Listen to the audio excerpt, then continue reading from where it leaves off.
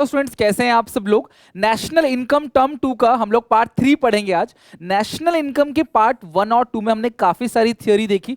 Part 3 जो है वो भी पूरा थ्योरी रहने वाला है, बट बहुत सारी काम की चीज, इंटरेस्टिंग चीज समझाऊंगा कि नेशनल इनकम चैप्टर जो है वेटेज 10 मार्क्स का है। तो 10 मार्क्स में 6 नंबर तक का आप मान के चलो थ्योरी और 4 मार्क्स के न्यूमेरिकल। तो ये जब आज खत्म कर देंगे पूरा का पूरा आपका थ्योरी, फिर हम अगली क्लास से न्यूमेरिकल स्टार्ट कर देंगे, production method, income method, expenditure method, basic numericals, और देन लास्ट में इन सबके प्रिकॉशंस को पढ़ के हम पूरा का पूरा नेशनल इनकम खत्म कर देंगे और 10 नंबर अपने पक्के कर लेंगे। इसके बाद पढ़ेंगे एडीएस, और वो जो एडीएस चैप्टर है, determination of income and employment, वो 12 नंबर का है। तो इस हिसाब से पूरा का पूरा मैक्रो जो कंटेंट है वो 22 नंबर का है, जिसे हम पूरा फिनिश करेंगे। चलो बिना देरी के स्टार्ट करते हैं। सबसे पहले बात करें नेशनल इनकम की, तो ये नेशनल इनकम कहते किसको है? National income is the sum of, ये पेपर में पूछा जा चुका है पहले भी, कि किसकी इनकम को नेशनल इनकम में काउंट करते हैं? Normal resident of a country. जो भी हमारी कंट्री का नॉर्मल रेजिडेंट है, जो आम तौर पे ऑर्डिनरीली हमारी कंट्री में ही रिजाइड करता है, इनकम जनरेट करके हमारी कंट्री में ही खर्च करता है, जिससे और लोगों की इनकम बनती है, उससे हम लोग क्या कहते हैं? Normal resident. और उन नॉर्मल रेजिडेंट्स की इनकम को अगर हम ऐड करें, इसी को कहते हैं class national income, right. Second है डोमेस्टिक टेरिटरी। हमारे इंडिया का जो मैप है, आपको पता होगा क्लास की, जो भारत का पूरा मैप है वो इंडिया का है, प्लस पानी में भी 200 नॉटिकल माइल्स तक, एनएम, पानी में ना किलोमीटर नहीं देखते, नॉटिकल माइल्स एनएम देखते हैं, वो पूरा का पूरा इंडिया है। तो वही domestic territory of a country, वो होता क्या? Refers to that area. हमारा जो मैप आपने बचपन से देखा होगा ना, इंडिया का जो मानचित्र है, मैप है, वो पूरा इंडिया है, जहां पे एक्टिविटी, जो भी इकोनॉमिक एक्टिविटी हो रही है क्लास, वो जनरेट की जाती है, और उस इनकम को बोलते हैं डोमेस्टिक इनकम, उस एरिया को बोलते हैं डोमेस्टिक टेरिटरी। डोमेस्टिक टेरिटरी जो पूरा मैप है वो है। Indian territory, Indian economic territory बोलते हैं उसको। और क्लास इसके अंदर क्या क्या चीजें रिकॉर्ड होते हैं, ये इंपॉर्टेंट है कि डोमेस्टिक टेरिटरी के अंदर क्या क्या चीजें हम लोग रिकॉर्ड करते हैं, राइट। तो 3 चीजों को हम डोमेस्टिक टेरिटरी के अंदर इंक्लूड करेंगे। सबसे पहली चीज शिप्स, यानी जहाज। देख रहे हो क्लास, ये इतना बड़ा शिप है, ठीक है, न जाने इसे टेक्निकल वर्ड में कुछ और भी कहते होंगे, फ्लोटिंग प्लेटफॉर्म टाइप। कई सारे जहाज इसके अंदर जो है वो लैंड कर सकते हैं। तो ऐसे शिप्स या कोई भी क्लास एयरक्राफ्ट, एयरबस है, ओन बाई और operated by the normal resident between 2 और मोर कंट्री। अगर किसी इंडिया के आदमी का है, मतलब किसी इंडिया का अगर क्लास ये है, किसी इंडियन का है, भले ये किसी 2 कंट्री में मूव कर रहे हो, फिर भी वो इंडियन टेरिटरी का ही पार्ट कहलाएगा, ठीक है। Example, plane operate by Air India. Air India जो प्लेन ऑपरेट कर रही है, वो प्लेन जापान से चाइना जा रही है, जापान से चाइना, चाइना से जापान, बट ओनर कौन है? एयर इंडिया, यानी कि India are the part of domestic territory of India, तो ये इंडिया की टेरिटरी का पार्ट कहलाएगा। Similarly plane operated by Turkish, Turkish airline, Turkish airline वो इंडिया से ब्रिटेन जा रहा है, फिर भी वो किसके टेरिटरी का पार्ट कहलाएगा? टर्की की टेरिटरी का पार्ट कहलाएगा। कुल मिलाकर इसके जो ओनर होते हैं ना क्लास, वो उनकी कंट्री का ही कहलाएगा, भले ही वो किसी 2 या 2 से ज्यादा कंट्री में मूव कर रहा है, फिर भी वो किसका कहलाएगा? किसकी डोमेस्टिक टेरिटरी का पार्ट कहलाएगा? जिसके वो ओनर है। लाइक अगर इंडियन ओनर है एयर इंडिया, तो वो क्लास कहीं भी जाए, वो इंडिया का ही डोमेस्टिक टेरिटरी का पार्ट कहलाएगा, राइट। पहली चीज। दूसरी चीज, फिशिंग वेसल्स। आपने देखा होगा इंटरनेशनल वाटर पे ना, ये फिशिंग वेसल्स बनाए जाते हैं जहाँ से मछलियाँ पकड़ी जाती हैं। बहुत बड़े बड़े शिप्स होते हैं और वेसल्स बनाए जाते हैं जहाँ से मछलियों को पकड़ा जाता है, या कोई ऑयल रिग्स है जहाँ पे पेट्रोल निकलता है, पेट्रोल निकाला जाता है समंदर के पानी के नीचे से। तो फिशिंग वेसल हो गया, ऑयल हो गया, और नेचुरल गैस रिग्स हो गया, जहाँ कहीं से नेचुरल गैस निकाला जाता है। वो सारी चीजें operate by resident of a country in international waters, there have exclusive right of operation. Example, fishing boat operate by Indian, अगर फिशिंग का जो बोट है उसे अगर इंडियन फिशरमैन ऑपरेट कर रहा है इन द इंटरनेशनल वाटर, तो वो इंडियन ओशन में, तो वो इंडियन टेरिटरी का ही पार्ट कहलाएगा। मतलब यहां पे भी आपको ओनर को देखना है। अगर वो फिशिंग बोट इंडिया का है तो वो इंडियन टेरिटरी का पार्ट कहलाएगा इंटरनेशनल वाटर के अंदर। अगर वो इंडिया का नहीं, किसी और कंट्री का है, तो वो उनकी टेरिटरी का पार्ट कहलाएगा, वो हमारी टेरिटरी का पार्ट नहीं कहलाएगा। तो पहला आपने क्या देखा बताओ जरा? पहला है शिप्स और एयरक्राफ्ट, दूसरा है फिशिंग वेसल या फिर क्लास आपका नेचुरल गैस रिग्स हो गया, फ्लोटिंग प्लेटफॉर्म वो। तीसरा है एम्बेसीज। चाइना की एम्बेसीज है और यहाँ पे अमेरिकन एम्बेसी है। एम्बेसीज कंसुलेट्स और military establishment of a country located in abroad. Example, Indian embassy. सुनो मेरी बात, चाइना में अगर इंडिया की एम्बेसी है तो वो इंडिया की टेरिटरी का पार्ट होगा। अमेरिका में अगर इंडिया की एम्बेसी है तो वो इंडिया की टेरिटरी का पार्ट होगा। रशिया में अगर इंडिया की एम्बेसी है तो इंडिया की डोमेस्टिक टेरिटरी का पार्ट कहलाएगा। कुल मिलाकर किसी भी कंट्री में अगर हमारी एम्बेसी है तो एम्बेसी हमारा होता है। एम्बेसी किसका है? हमारा, भले ही वो किसी और कंट्री में है। तो अगर रशिया में, चाइना में, इटली में या फ्रांस में कहीं भी अगर इंडिया का एम्बेसी है तो वो क्लास इंडियन टेरिटरी का ही पार्ट कहलाएगा। और आप सबको पता होगा एम्बेसी किसे कहते हैं, जहां पे एम्बेसडर होते हैं जो हमारी कंट्री को रिप्रेजेंट करते हैं। उस कंट्री में जो भी हमारे लोग हैं उनकी सेफ्टी, दो कंट्री के इंटरनेशनल रिलेशनशिप को स्ट्रॉन्ग करते हैं, ये सारी चीजें। बस आप ध्यान रखना कि अगर इंडिया के एम्बेसी पूरे वर्ल्ड में कहीं भी है, वैसे हर कंट्री में है, कहीं भी है, वो इंडिया की ही टेरिटरी का पार्ट कहलाएगा। अच्छा सर ठीक है, अगर कोई चाइना की एम्बेसी इंडिया में है फिर तो वो चाइना की टेरिटरी का पार्ट कहलाएगा, भले ही वो इंडिया के अंदर है, दिल्ली में है, ठीक है, फिर भी वो किसका पार्ट कहलाएगा? वो चाइना की ही टेरिटरी का पार्ट कहलाएगा। मतलब एम्बेसी हर किसी का अपना है, चाहे वो कहीं भी हो, वो उन्हीं की टेरिटरी का पार्ट कहलाता है, राइट। तो तीन चीजें आई होप आप ध्यान रखोगे। तो domestic territory does not include, तो डोमेस्टिक टेरिटरी में क्या क्या इंक्लूड नहीं करते, तो मैंने बता ही दिया क्लास आपको। डोमेस्टिक टेरिटरी में पहली चीज embassies, military establishment of a foreign country. Chinese embassy in India, मैंने कहा ना चाइनीज की एम्बेसी इंडिया में है तो वो हमारे टेरिटरी का पार्ट नहीं कहलाएगा, एम्बेसी उनका अपना होता है, राइट। या कोई मिलिट्री स्टैब्लिशमेंट है तो हमारे कंट्री के अंदर भले ही यूएस की कोई मिलिट्री स्टैब्लिशमेंट है, वो यूएस का ही टेरिटरी का पार्ट कहलाएगा, हमारा नहीं कहलाएगा। International organisation like UNO, United Nation organisation हो गया class, WHO world health organisation हो गया, या वर्ल्ड ट्रेड ऑर्गेनाइजेशन क्लास, ये सारी चीजें भले ही हमारी कंट्री में है तो लेकिन फिर भी ये उन्हीं की टेरिटरी का पार्ट कहलाएगा। Indian organisation, sorry international organisation like UNO, WHO, United Nation organisation, world health organisation, world trade organisation are located within the geographical boundary of a country, लेकिन फिर भी ये उन्हीं की टेरिटरी का पार्ट कहलाएगा। दो चीजें, पहला इंटरनेशनल ऑर्गेनाइजेशन और दूसरा एम्बेसी। मैं बैंक की बात नहीं कर रहा, मैं किसी कंपनी की बात नहीं कर रहा, बस दो चीजें, इंटरनेशनल ऑर्गेनाइजेशंस और एम्बेसी, ये लोग क्लास डोमेस्टिक टेरिटरी के अंदर इंक्लूड नहीं होंगे, भले ही हमारे देश में है लेकिन फिर भी हमारी टेरिटरी का पार्ट ये नहीं कहलाएगा, राइट। अब ये एक टॉपिक है जो बहुत इंपॉर्टेंट है, जिससे बहुत ज्यादा चांस है, this is called GDP and welfare. सबसे पहले हमें समझना पड़ेगा कि जीडीपी कहते किसको है। पूरे साल भर में पूरे देश में जितना भी सामान बना है उसकी वैल्यू को हम बात करते हैं GDP, gross domestic product. It is the market value of all final goods and services produced in a domestic territory of a country during 1 year inclusive of depreciation. Consumption of fixed capital क्या बोलते हैं? Depreciation. तो जो GDP है पूरी country के अंदर सुई से लेके जहाज तक जितना भी सामान बन रहा है उसकी जो मार्केट वैल्यू है, दिस इज कॉल्ड जीडीपी।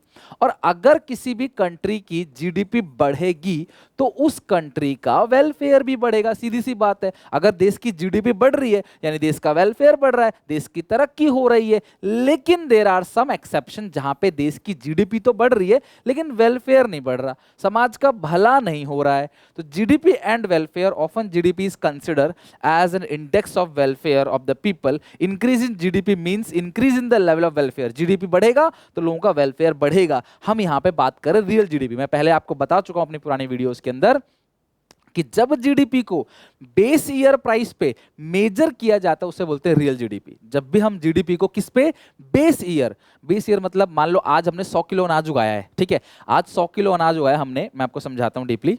आज हमने 100 किलो अनाज उगाया 2021 में और इसकी कीमत है 10 रुपए, ठीक है, वैसे 22 आ गया तो 22 लिख लेते हैं। 2010 में हमने 100 किलो अनाज उगाया तो कितने रुपए क्लास हमारा जीडीपी हो गया? 1000 रुपए। लेकिन 2010 में इसका प्राइस जो था वो 5 रुपए था, ठीक है। तो हम करंट ईयर प्राइस से नहीं कंपेयर करके पुराने प्राइस से कंपेयर करेंगे तो 500 रुपए ये हो गया रियल जीडीपी और ये 1000 रुपए हो गए nominal GDP.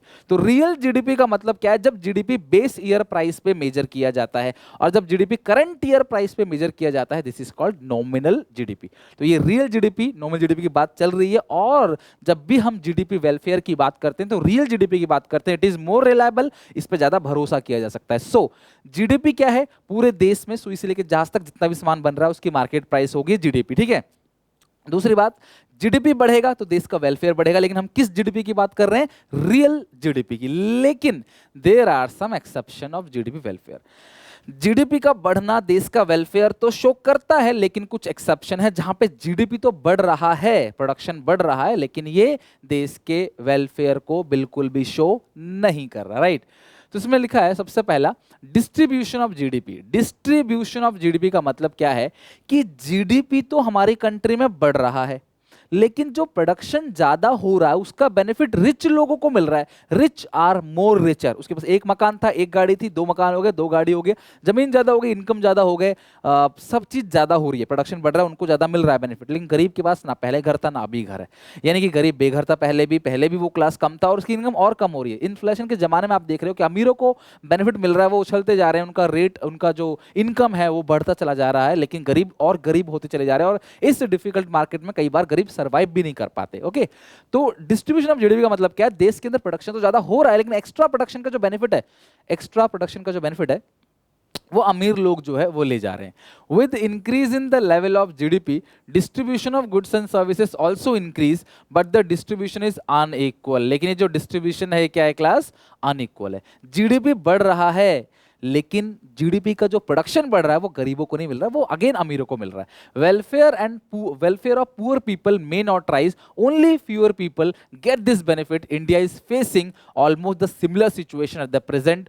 Overall level of GDP has tended to rise, but the poor are still poor. Overall GDP बढ़ रही है, लेकिन गरीब अभी भी गरीब है, they are still poor, they are still hunger, lives below poverty line, but class rich are more richer. लेकिन जो रिच लोग हैं वो क्लास और रिच होते चले जा रहे हैं, जो गरीब लोग हैं वो और गरीब होते चले जा रहे हैं। This is called distribution of GDP. यानी कि जीडीपी बढ़ना अच्छा है, लेकिन हमेशा नहीं कहेंगे कि जीडीपी के बढ़ने से देश का वेलफेयर हो रहा है, क्योंकि प्रोडक्शन ज्यादा हो रहा है लेकिन अमीरों को मिल रहा है, गरीबों को नहीं मिल रहा, तो तरक्की किस बात की हो गई? दूसरा, कॉम्पोजिशन ऑफ जीडीपी। जीडीपी तो बढ़ रहा है, लेकिन सामान जो ज्यादा प्रोडक्शन हो रहा है वो हथियारों का हो रहा है, डिफेंस गुड्स का हो रहा है, ना कि कंज्यूमर गुड्स का। देखो, हमें जो सबसे ज्यादा जरूरी है वो है कंज्यूमर गुड्स। भैया जिंदा रहेंगे, सेफ्टी की बात बाद में, जिंदा तो रहें पहले। मान लो कि आपको कोई सिक्योरिटी दे दे, Z+ सिक्योरिटी, पर आप खाने को ना दे, तो क्या आप सर्वाइव कर पाओगे? नहीं। तो कहने का मतलब कि इंडिया बहुत गरीब है। इंडिया उतना नहीं जितना देख रहे हो आप, जिस चकाचौंध में आप रह रहे हो वो नहीं है। इंडिया बहुत बड़ा है और बहुत गरीब है। तो उन सबकी भलाई के लिए कंज्यूमर गुड्स को प्रोडक्शन करना जरूरी है। जीडीपी तो बन रहा है, कॉम्पोजिशन ऑफ जीडीपी, जीडीपी के अंदर है क्या चीज? हथियारों का प्रोडक्शन बढ़ रहा है, गोला बारूद, इन सब का प्रोडक्शन बढ़ रहा है, तो उससे भला नहीं होगा, वेलफेयर नहीं होगा। Composition of GDP may not be welfare oriented always. There is no direct increase in the welfare of mass. Mass मतलब बहुत सारे लोग, ठीक है, जनता, mass people, बहुत सारे लोग. If GDP has risen owing largely to increase in the production of defense goods. तो defense goods का प्रोडक्शन बढ़ रहा है तो जीडीपी बढ़ रहा है। भाई जीडीपी तो किसी भी चीज का प्रोडक्शन करोगे तो जीडीपी बढ़ेगा। डिफेंस गुड्स का प्रोडक्शन किया, जीडीपी बढ़ गया। स्ट्रॉन्ग डिफेंस से हमें क्या मिलता है? पीसफुल एनवायरनमेंट, हाँ कोई अटैक नहीं करेगा, शांति बनी रहेगी। जैसे J&K में देखते हो, जम्मू कश्मीर में कई आए दिन दंगे होते रहते हैं, कहीं ना कहीं कोई बम ब्लास्ट हो रहा है, कहीं अटैक किया जा रहा है, कहीं लोगों को खाली कराया जा रहा है लोगों को। तो यार ये चीजें कहीं ना कहीं क्लास खत्म हो जाती हैं स्ट्रॉन्ग अच्छे डिफेंस से, but living standard of poor may not rise. तो जो लिविंग स्टैंडर्ड है पुअर का वो नहीं बढ़ता है। सो जीडीपी जो है वो तभी बढ़ेगा क्लास जब डिफेंस गुड्स नहीं, कंजप्शन गुड्स भी बढ़ाया जाएगा। तो यहाँ पे जीडीपी क्यों बढ़ रहा है? क्योंकि डिफेंस गुड्स की वजह से बढ़ रहा है, कंजप्शन गुड्स की वजह से नहीं बढ़ रहा, जिसकी वजह से जीडीपी तो बढ़ रहा है लेकिन वेलफेयर नहीं हो रहा। तो पहला क्या था क्लास आपका?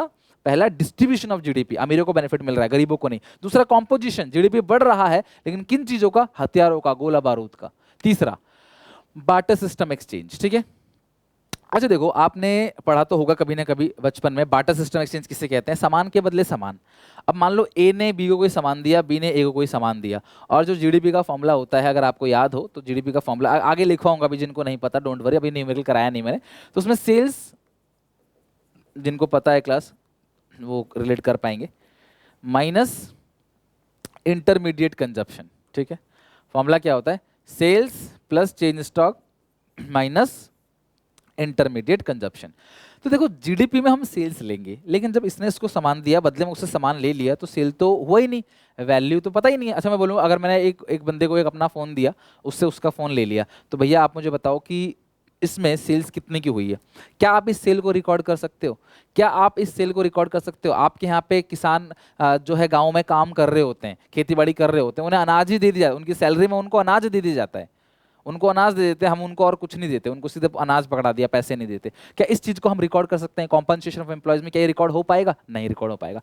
तो यानी कि बार्टर सिस्टम में जब सामान के बदले सामान देते हैं तो जीडीपी रिकॉर्ड किया ही नहीं जा पाता, मनी वैल्यू है ही नहीं, तो कहां से रिकॉर्ड करेंगे? मनी होगा तभी तो अकाउंटिंग होगी, मनी के बिना अकाउंटिंग हो ही नहीं सकती। तो इसीलिए क्लास इस सिचुएशन में जीडीपी जो है वो अंडर एस्टिमेट हो जाता है और वो प्रॉपर इंडेक्स को शो नहीं करता, प्रॉपर वेलफेयर के इंडेक्स को शो नहीं करता।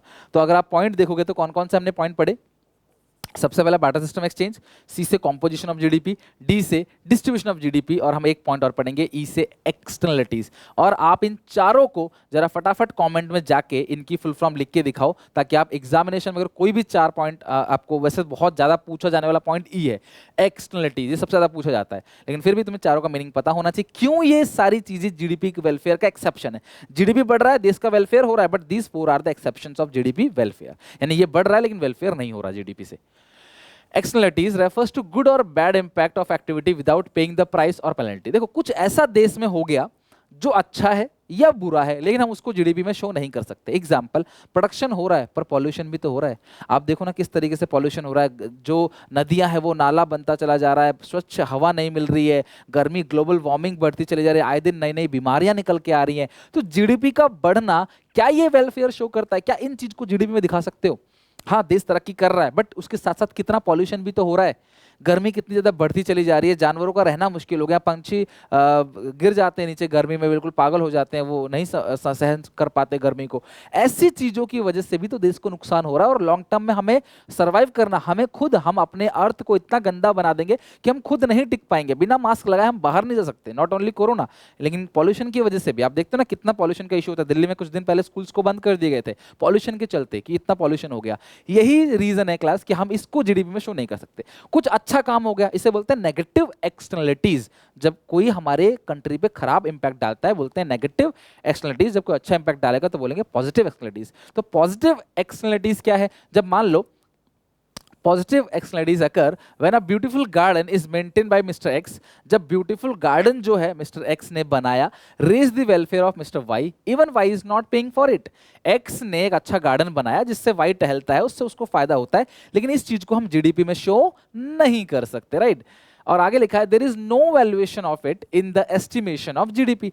Negative externalities occur when class smoke omitted by factories cause air pollution. Factory में जो स्मोक ओमिट किया उससे एयर पॉल्यूशन होता है। और the industrial waste is directly driven into river cause water pollution, उससे वाटर पॉल्यूशन भी होता है। This cause a loss of social welfare but nobody is penalise for it. लेकिन कोई भी इसके लिए क्लास पेनलाइज नहीं किया जा रहा है। Impact of externalities is not accounted in the index of social welfare, so it can be under और ओवर एस्टिमेशन। तो कहीं ना कहीं हम जीडीपी में इन चीजों को नहीं दिखा पाते, कुछ पॉजिटिव इंपैक्ट, कुछ नेगेटिव इंपैक्ट। भैया जीडीपी बढ़ रहा है, हाँ तरक्की हो रही है भाई, प्रोडक्शन बढ़ रहा है भाई, प्रोडक्शन के साथ साथ तो देखो कितना पॉल्यूशन बढ़ रहा है, उस चीज को नहीं दिखा सकते। कुछ अच्छा हुआ उस चीज को जीडीपी में दिखा सकते, सिर्फ सामान की वैल्यू को दिखा सकते। तो GDP proper index of welfare show नहीं करता। तो ये BCDE पॉइंट है, ये तुम्हें बहुत अच्छे से लर्न करना, राइट?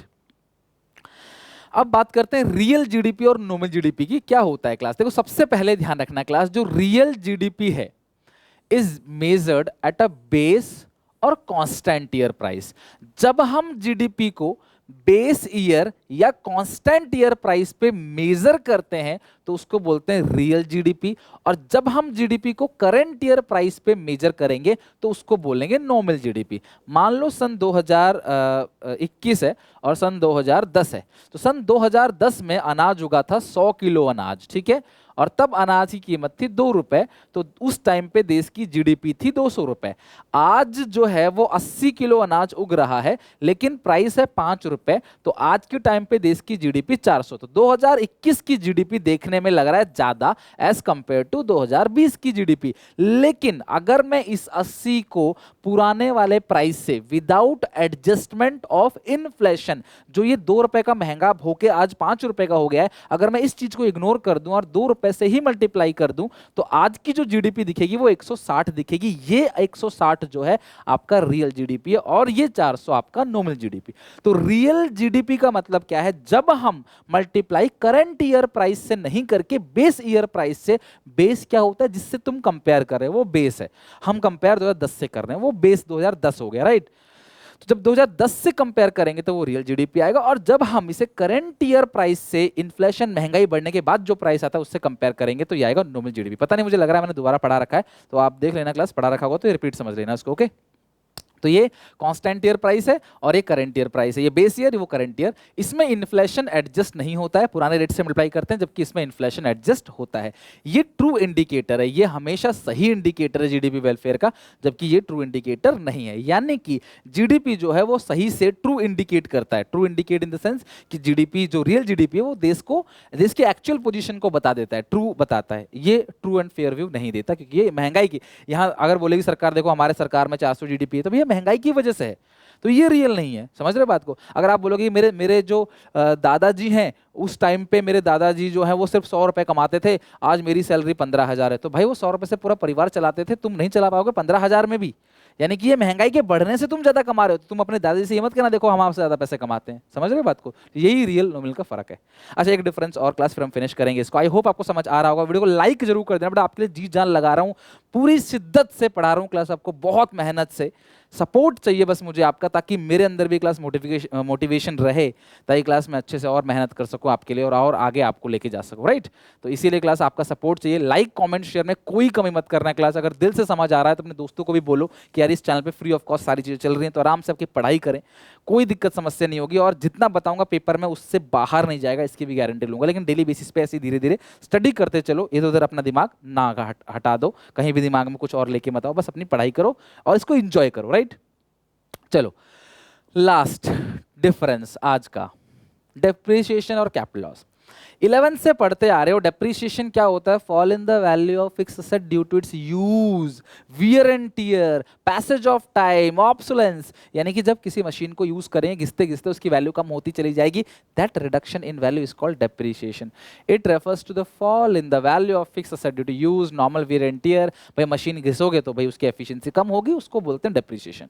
और जिसके लिए पहले से आप प्रोविजन बनाते हो, जिसका नाम है प्रोविजन फॉर डेप्रिसिएशन। आपने नाम पढ़ा भी होगा कि जब किसी एसेट की वैल्यू कम होने लग जाती है तो हम उसके लिए पहले से एक पैसा जोड़ के रखते हैं कि कल को अगर वो खराब हो गया तो यहां से उसको ठीक कराएंगे, यहां से उसको नई मशीन ले लेंगे, रिप्लेसमेंट। और इस चीज से आपका प्रोडक्शन हैम्पर नहीं होता, क्योंकि आप पहले से पैसे जोड़ के रख रहे हो। तो अगर अचानक से मशीन खराब होती है तो जो पैसे आपने जोड़ रखे हैं उससे आप नई मशीन खरीद लेते हो। लेकिन कैपिटल लॉस में ऐसा नहीं है।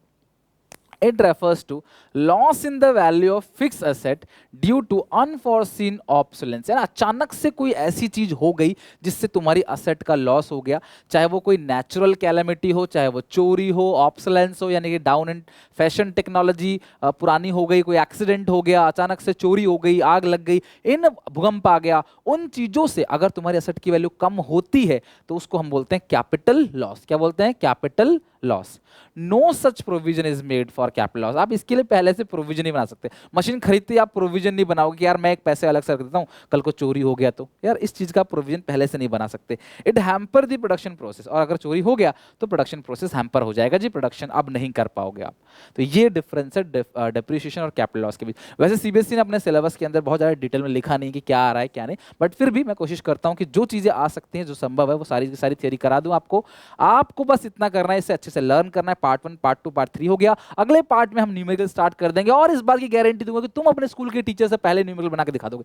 स्कूल के टीचर क्वेश्चन लिखेंगे तब तक आपका आंसर आ चुका होगा, क्वेश्चन खत्म करेंगे आपका आंसर आएगा। इस तरीके से परफेक्ट कर दूंगा। बस आपका प्यार, सपोर्ट और ऐसी मेहनत करते जाओ। टेक केयर, बाय बाय, मिलते हैं नेक्स्ट वीडियो में।